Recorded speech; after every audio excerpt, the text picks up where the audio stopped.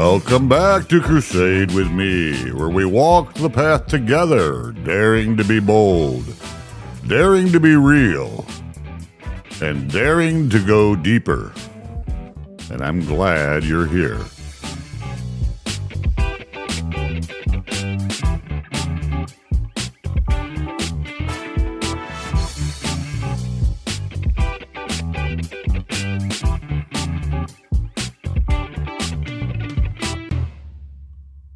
Well, hello, my queen. Good morning, my love. Good morning to you as well. I am glad you're home. I know it was just very different It for was. me to be gone for once.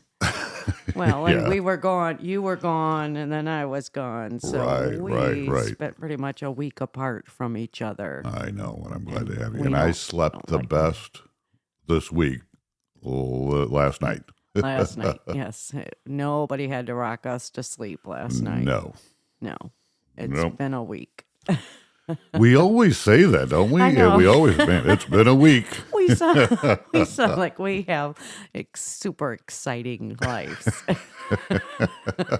Yeah. Some days it's been a week because of the humdrumness of our lives. But Well, that hasn't been lately. That hasn't been this No, week. no. And so, yeah, I did my normal travels for Uh-huh. work. Yeah. And I came home Wednesday evening. And I emptied your suitcase and I Yes. filled mine up. Yes. And you had to get up. And you made, the last week you had put out a prayer request. Yes. So thank you for all of those who prayed for Kathy and her travels. Yes. And they were successful. It worked. Yes. For the Okay. most part. Yeah. Yeah. I Your- made it there, and that's all I was worried about. That's right. And your anxiety was sky high. Yes. When you got there, by the time you got there, Yeah. you told me you threw the keys at the valet. And not at him in particular, but just, my armpits were sweating and my chest was racing. And just because I have not driven in downtown Chicago traffic like that. Right. And, I'm kind of a country girl driving in traffic that I haven't driven in since I was probably 18. So Right. it was a spectacle, and people they do not have grace and mercy for out-of-state drivers. So yeah, Yeah. There's So a we little bit made of it. horn blasting going on. a lot. People think that people are going to move faster See, if they but lay on I- the horn. I like following scripture. Mm-hmm. And Jesus says, pay to Caesar what is Caesar's, which I do a terrible translation of that and say, when in Rome, do as the Romans do. Right? And the aggressive drivers in Chicago, I just become one of those aggressive drivers. I remember, and I sent you this text one night. Well, I think the first night I was there, when I had first went with my brother in September to meet with the stem cell transplant doctor. And of course, I didn't drive. I let my brother drive my car. Uh-huh. And we were standing at the hospital. We had gone to the Starbucks, the one that's like 3 stories Sure. tall, and we got our coffee and a little pastry and stuff while we were waiting for his appointment. And I remember looking up at the apartment buildings and stuff, and I remember coming home and telling you, I think it'd be kind of nice just for 1 year. Let's just move to downtown. Chicago and just experience no car, and let's kind of live that life walking to everywhere and stuff like that. So I texted you that first night, and I said, remember when I said, maybe Correct. let's just move to Chicago for 1 year? I said, I lied. And I sent you the big Right. Pinocchio nose emoji. I'm like, I lied. We're not That's right. doing that. No. It's not like I was packing my bags. No, Okay. because you were not on board with that at the time, but I got over that real fast. Yeah. I enjoy the city. I really do. Yeah. I I enjoy it when I'm not the responsible one. And I said this to my brother, it's amazing how much I depend on you, when I don't have to be, you are always, you walk closest to the sidewalk, you know, the street. I know you're always you're always looking at every point, every direction. And I was the responsible one, taking care of my 78-year-old mother, Right. making sure, we're walking, and I'm the one closest to the street and I'm making sure, nothing nefarious is going on. Right. Right. And so it's daunting when you're already, you're already having health issues yourself and just trying to make sure you're getting from point A to point B. Right. And it becomes straining after a while. But we made it and we did it. And that's awesome. And I don't know that we Good for have you guys. anything, my brother is hanging in there. He just wants to go home. And unfortunately, after we left yesterday, we knew he wasn't well. He was kind of battling a low-grade fever, and that's just not something you want to happen when you're in the middle of a stem cells cell transplant. So they were running all kinds of blood work and cultures and stuff. And of course, after we got home yesterday, we got the word that he does have he ran almost 103 fever. They packed him in ice, and Right. my niece was there staying with him. So obviously now they're doing more blood cultures and whatnot. So he's pretty miserable And bored. So And bored. yeah, and bored. Yes, and bored out of his mind. And I don't blame him. I don't blame right. him. Yeah, I mean he's been in there for a week and a I half. struggle. This is what, when you say Jiffy Pop is bored, Yeah. I'm not going to talk about what Jiffy Pop does as a vocation or for a living. Right. But I've been with him doing his job. Right. And if that man's bored, I mean, how? Yeah. Because what he does Yeah. is vast times of extreme boredism, for lack of a better term. Right. Surrounded by moments of high exhilaration. And It can go from 0 to 60. in a heartbeat. But then I just don't think that those moments outweigh the hours of Right. being freaking hot or freezing to death nearly. He doesn't do that anymore. He's in the office now. Well, it's not a lot different. He was telling me about the. Well, yeah, he's right. almost like Watching, a command center guy, yeah, with all these screens, and I'm like, okay, that yeah, that entices me like right. zero. Yeah. So we still do, covet prayers. Absolutely. Because for him and his wife, because this is his second transplant in 5 months. Right. And so they both work for the same company. And so his wife is needing to work kind of. She had a more commitment that she had to go. Right. Two Yes. commitments. So she's, got to pay the bills, people. So, Yes. So we're all trying to step up and do our part. And one of my other brothers is going to be there today and Tuesday, and everybody's filling in. And well, I know how it is when I know that yesterday, it's just, no offense to you, all right, but as a father, it does a heart good just to have his daughter in the room. To be, what I'm saying. I know. And she's a little because they can angel, sit there and say nothing at all, and but I know it brings there. some comfort. Yes. Yep. And for my mom, awesome. I know it was really hard for my mom to leave him yesterday, and she told me that as we were arriving yesterday. She said it's going to be hard to leave him today. So, as you're dealing with your own emotions and feelings, I have to be ever mindful that Yes. my mom is going through her own stuff with him. So, Okay. Yep. But okay, he's getting there. He's getting there, and I understand there's a speed bump here with the potential flu or infection right now. But I think, was it yesterday or the day before yesterday was the like ground zero day, and now building from there. yeah, his blood count was at 0, and so now we go up from here. Yeah. So this is on the downside of the hill, so to speak. Yeah. Hopefully it goes. And not to.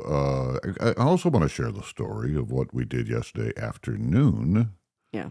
And that really is tied to this podcast because when we started this podcast, I started, and we had a little bit different format, and I don't know what's better or worse. At that point, I didn't even figure out how to use the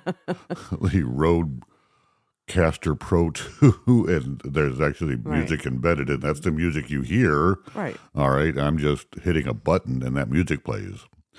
Last week, I was actually, I don't listen to every episode. I did listen to one because I was missing you, so I wanted to hear your voice. Aww. But you were having a little bit of a coughing spell, and I could hear your coughing during the music. I thought, well, that just kind of proves that we don't edit anything. This is just live. Well. This is just us. Yep. I just hit a button and you hear the music. But anyway, I think it's been stated many times before. I do have 5 sisters. All of my sisters are older than I am. And so many times I've said, so I was raised with 6 mothers. Mm-hmm. And I don't see them often enough, but I love them all. And they're all married, and all but one. And I have a nephew that has started a side gig, so to speak, and he kind of smokes meat, right? I guess that's what he's got, and it's pork and chicken. And he's got an impressive sausage. kind of outfit over there laid out with a trailer and he's really good at it. So he had invited us to come out numerous times, which they just never worked, and we have to go. I think one other time we were getting ready to go, and something I think you got sick or I got sick or something. No, it was 4th of July, and you got your union guys decided because 4th of July was on a Thursday. They decided, we'll work 4th of July and we'll be off on Friday and have a long weekend. Yeah. So you were in Chicago and I was a state away, and we decided Saturday we would meet at my nephew's house, and the entire family was invited. Yesterday afternoon for lunch that he had prepared, and we went, and it was a great time. And it's first time I've really ate his food. So he had made some pulled pork and some wings, and he actually makes his own brats. I mean, from scratch. Yes, and his barbecue sauce was like spot on. Western Tennessee style, not sweet. Which I can't stand sweet barbecue sauce. His barbecue sauce was on point. I mean, it was top shelf. Everything was, and I had seen on Facebook that he had made a video and posted it showing how he made the brats. So what did he say? He had ground 30 pounds of pork.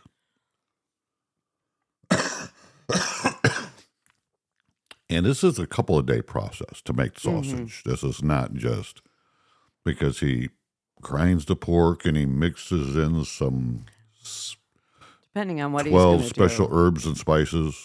Wait, no, that's Colonel Sanders. Sorry. And I'll give them a plug here. It's called Fatty's Barbecue. Yep. And look them up on Facebook. Really out freaking And standing. he caters. He does, yes. He just did a He big does deal the for whole 9 yards. Costco. Huh. The local Costco had hired him to do for their employees. Mm-hmm.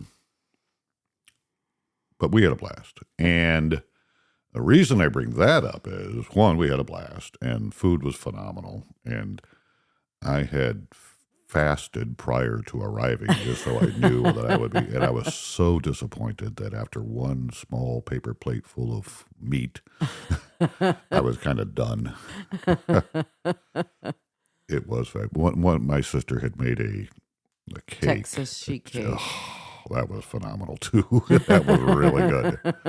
She does make the best Texas sheet she cake. does. She does. You do. You really do. But anyway, my nephew and his wife were there. And if you go back to like episode one, you will hear me talking about Laura. Mm-hmm. And I haven't given a lot of updates here. You know, Laura, the day before Christmas Eve, she's in her 40s. I think she's 47 or somewhere in there. Just shy of 50, yeah. Had suffered a stroke. And it's been a road for them. But I'm going to tell you what. And she had a setback here. Earlier this month. Last month in April, yeah. And ended up back in the hospital. And they were able to make some repairs. And they were there at my other nephew's house. She is so strong. Just watching, to sit there and talk with her, and watching her walk back to the car across the yard, just phenomenal. So thank you everyone who has been commending time to prayer for Laura and Grant. And you know, Grant is Grant. He's a rock solid. Yeah. And he's her man, and he's done awesome. Yep. But God is good. In that respect, I can tell you without any hesitation, God is good. Just that did my heart so good to be able to sit there and talk with Laura. Yep. And she still has some challenges. Don't get me wrong. I mean, not everything is. It's not. We're not back to normal, whatever normal is. And I struggle to use that term because I think that we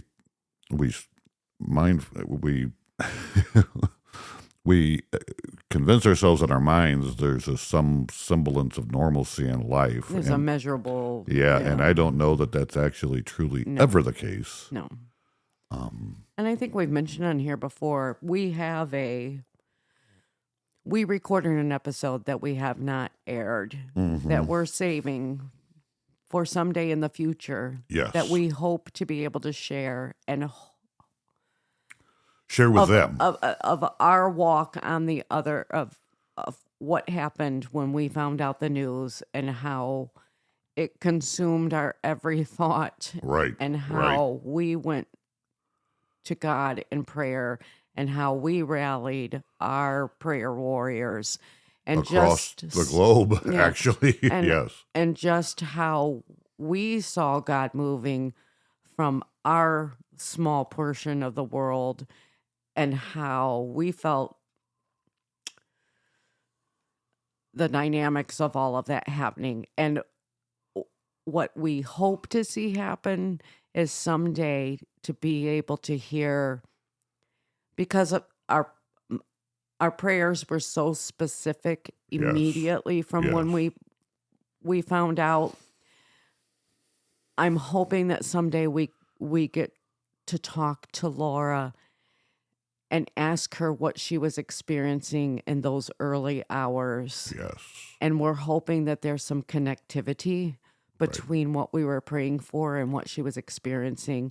And I don't know if she'll have any kind of memory of or what that will be, but even just talking about it gives me goosebumps.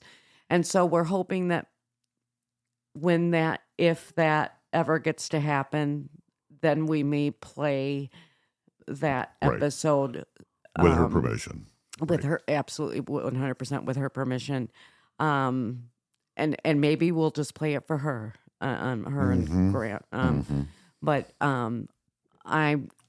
but when the 2 times I've seen her, once in the hospital and once yesterday, she cries. And that's a little bit, that's a character change for Right, her. but I think she does that a lot Yes. now. Yes. But the first time I saw her in the hospital, she just bawled. Yes. But we locked eyes, and I might be giving away too much, but I felt like there was just something. We locked eyes for a long time, and I think that's why we kind of decided to do kind of walk our whole steps through that process. But I felt like there was communication going on with no words. Correct. I was a witness to this, and I will tell you unequivocally, there was absolutely connectedness, and there was absolutely shared emotions, and there was communication. It was there. I could see it. Right. Well, because our prayers were very specific. Yes. So someday. Yeah. Stay So tuned. look, we need to jump into this episode today, and we're sharing this because this episode today is, I've entitled this episode "The Mask Falls Off," right? And we've been talking about for over a week now about being real and being authentic and so forth and so on. And we are real, about as real as you can get. I mean, everybody's real right now. What you present yourself to others, and there is a presentation, and we're just being real when we talk about that. So, did you have anything else you wanted to share about this last week or the weekend? Okay. No? If not, let's jump into The Mask Falls Off.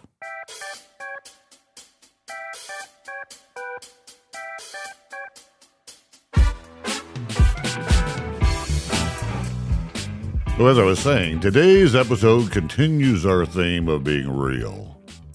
Not a version of real that plays tough or brags about pain, but truly real. The kind that drops the mask.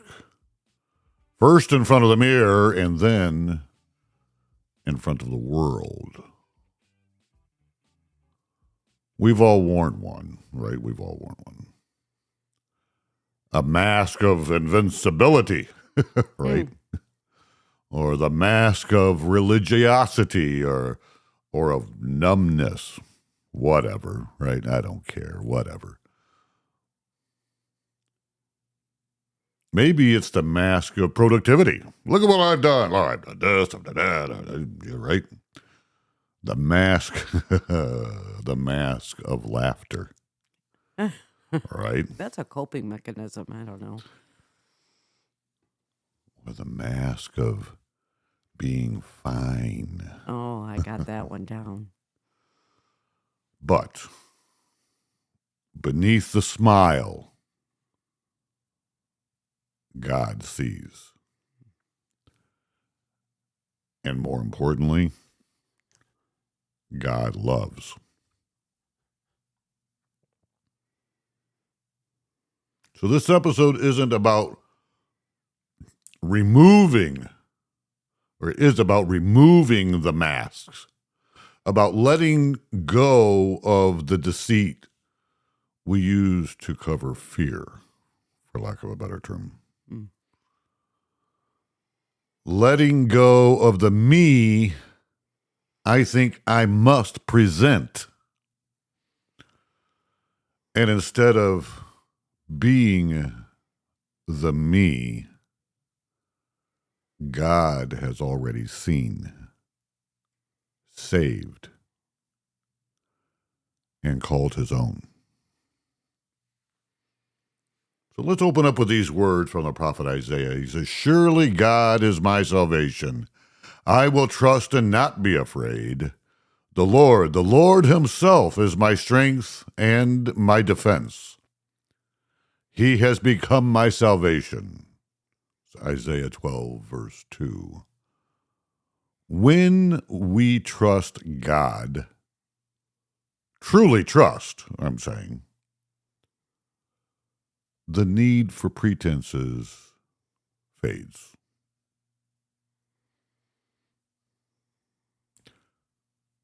I specifically, and I think a lot of people, we often struggle with being present, right? Mm-hmm. With letting things unfold as they are. We grasp, strive, defend ourselves with stories and identities. But truth is like water. It flows. It meets us when we stop fighting and start receiving. In Psalm 66 says, "Come and see what God has done, his awesome deeds for mankind. He turned the sea into dry land. They passed through the waters on foot. Come, let us rejoice in him." God leads us through the depths,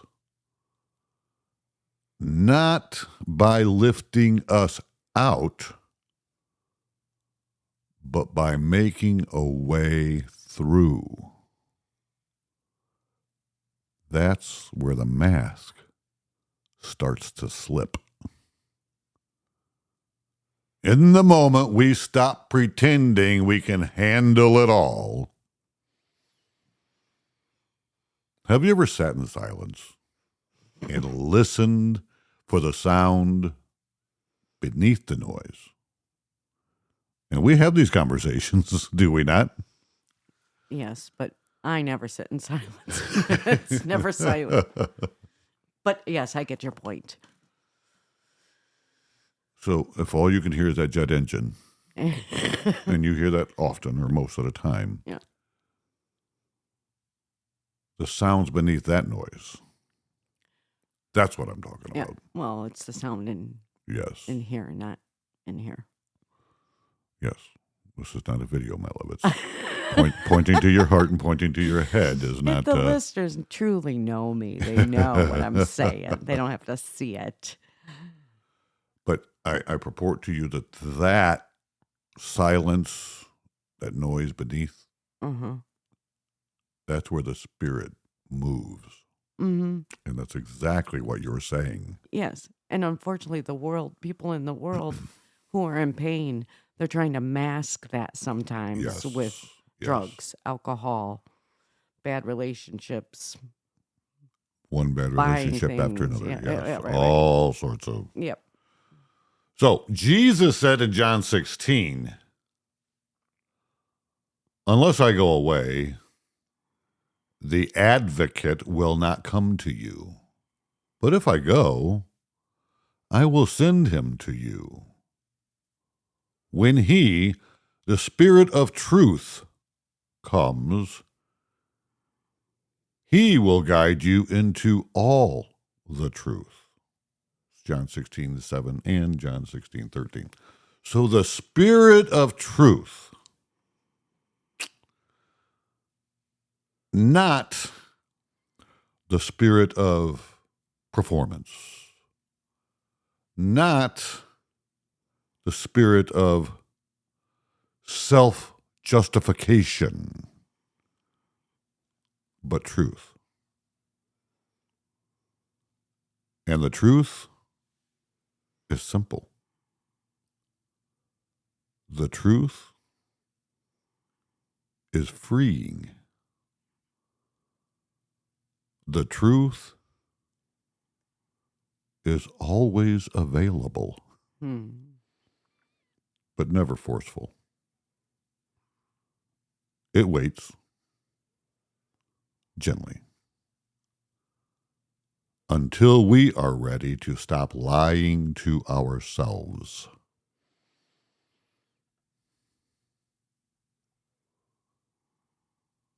Now, I'm not talking about lying in the traditional sense. Right.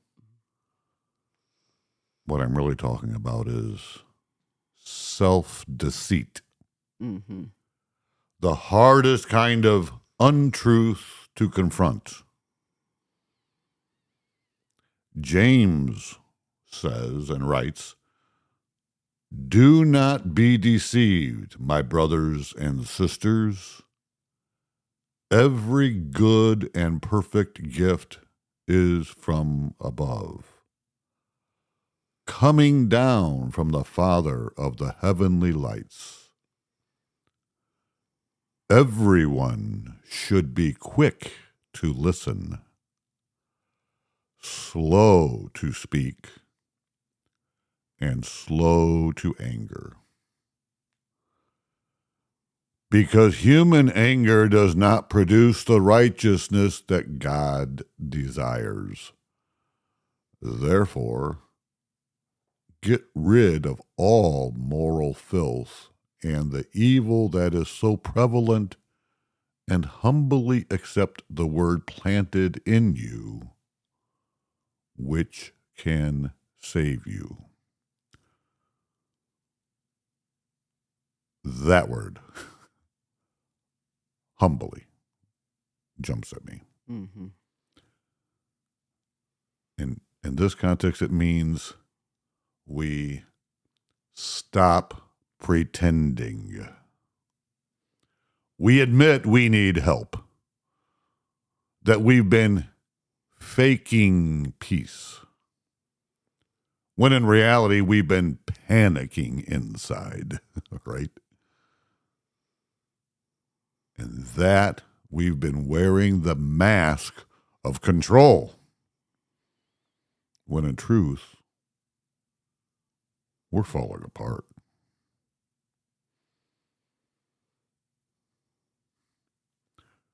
Let me say something hard, but loving. I'm saying this out of love.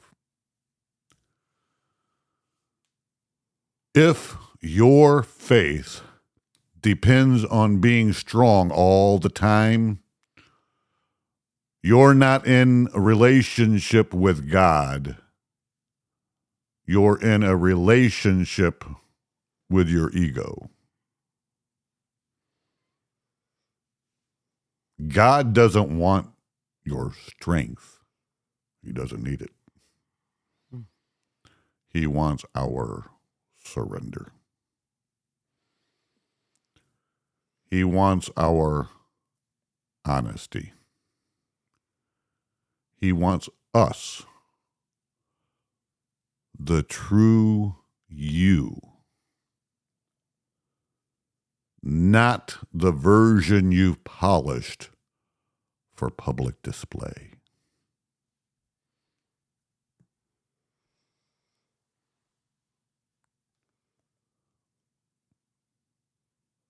There's an ancient teaching, never named in our scriptures, but echoed in its rhythm, that says, the way is not about pushing or forcing. It's about yielding, letting go, moving with the current of the Creator rather than against it. It's why water carves itself through stone, and pride breaks little brittle glass.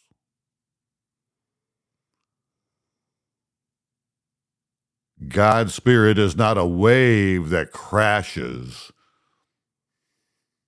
It's a stream that seeps into our soul when we stop resisting it. You don't need to shout to be heard by God. You don't need to act holy to be loved by Him. You don't need to wear the mask. What you need is to come honestly. Psalm 66 said, He rules forever by his power.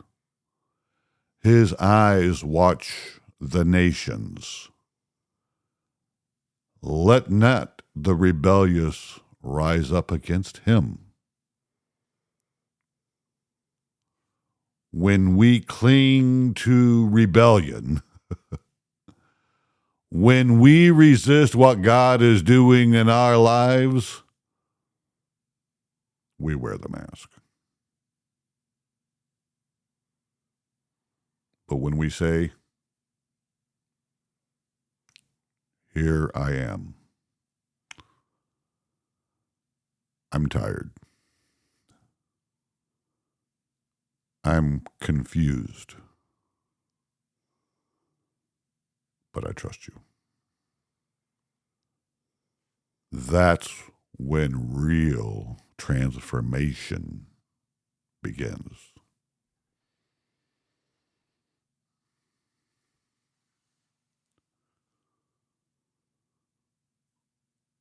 My queen, Yes. do you have any closing thoughts or takeaways you would like to share? I you talked about several different things about what God doesn't want. I just wrote down God doesn't want our performance. Right, right. And I think I said the word performance many times. You're right. Yeah, And putting it together. and I'm not talking to anybody. I'm talking to me. Okay. Right. I want. That was one of the challenges. I think you and I had this discussion before we began this podcast. I don't want to put up no facade. I don't want to. No. I want people to understand. You can have religion. You can have faith. And so many people rebel against the word religion. Guess what? You have religions whether you believe in God Almighty or not. Mm-hmm. Your religion might be climate change. Your religion might be, everybody's got freaking religion. Yeah.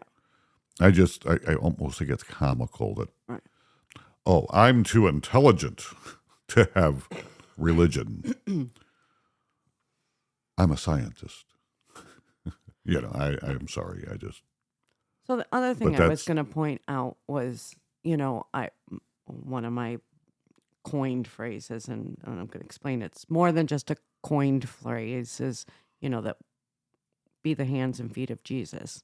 Mhm. So I want to just kind of point out that when we are in conversations with each other, Mhm.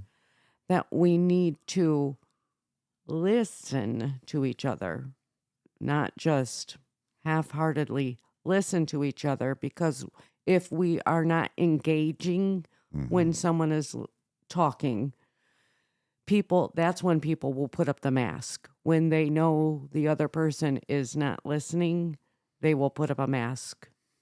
And that's what it means to be the hands and feet of Jesus, because we need physical. I feel that God sends us his love through human form in others. And we need to be those hands and feet. Yes, I agree. And so someone might really need us to listen. And if we are half-heartedly paying attention and the other person notices that they're half-heartedly paying attention, Right. they will put that mask up and be like, moving on. That's the mask of protection, the mask of defense. Yeah. Because you have discerned, or you potentially have discerned, that the person truly is not listening. You can tell the wheels are churning. They're preparing to respond. Right. Right? Right. That's when the mask of I'm fine, it's fine, everything's fine goes back up. Correct. Or whatever the scenario is. That's it.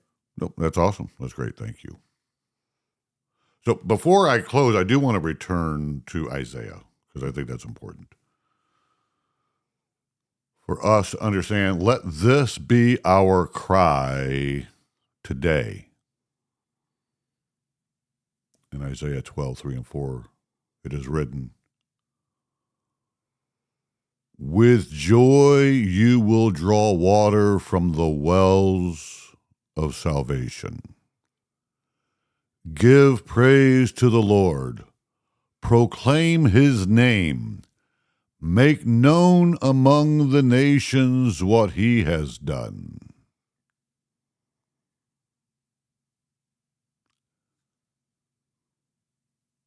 Okay, my interpretation of, and I'm not an ancient Hebrew kind of guy.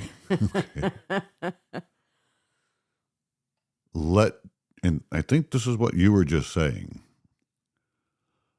Let joy bubble up. Not the fake kind, but the kind that comes when the burden of pretending is lifted. You were talking about connectedness. And if you don't have the connectedness, the mask goes up. Mm-hmm. I'm fine. Right? Yes. Be that bubbling brook of joy to someone else so that their mask doesn't have to come up. Right. That the mask falls off. Mm-hmm. We need our masks to fall off. Let truth flow. Not just from our lips, to your point, but from our being. Mm-hmm. And let us walk this narrow, sacred, beautiful way together.